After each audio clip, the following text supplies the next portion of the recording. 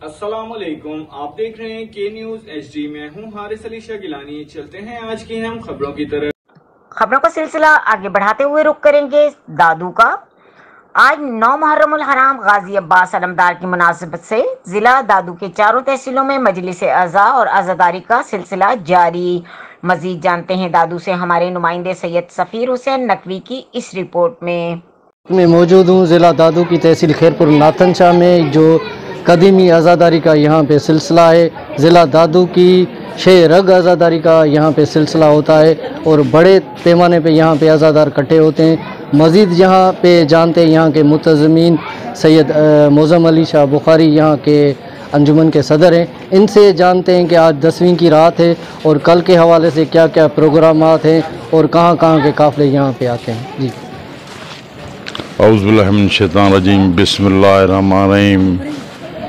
ये मौला हुसैन अलैहिस्सलाम के दिन पूरी दुनिया में तमाम बहुत अकीदत और एहतराम से मनाया जाता है। यहाँ खैरपुर नातन शाह में अभी रात का काफ़िला चल रहा है और ये सुबह शहज़ादे अली अकबर की आज़ान आएगी और उसके बाद तमाम तहसील की कम से कम 100 काफ़िले यहाँ खैरपुर नातन शाह में आएंगे और यहाँ फुल प्रूफ गवर्नमेंट ने फुल प्रूफ इंतजाम किए हैं। लाखों लोग शहीद का गम मनाएंगे। 72 शहीद ने करबला को प्रसाद देंगे, बीबी सैन बतूल को प्रसाद देंगे। हम मोमिनीन के बहुत शुक्रगुजार हैं, हम उनके नौकर हैं जो इमाम हुसैन अलैहिस्सलाम के दिन मनाते हैं।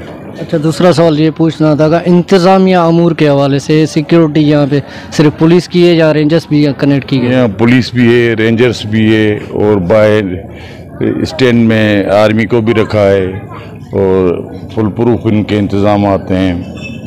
इंशाल्लाह ये अमन अमान से मुकम्मल तौर पर शाम गरीब वहाँ के बाद ये रात। मजीद खबरों और अपडेट्स के लिए हमारे साथ रहिएगा। तब तक के लिए अपना ख्याल रखिएगा। अल्लाह हाफिज।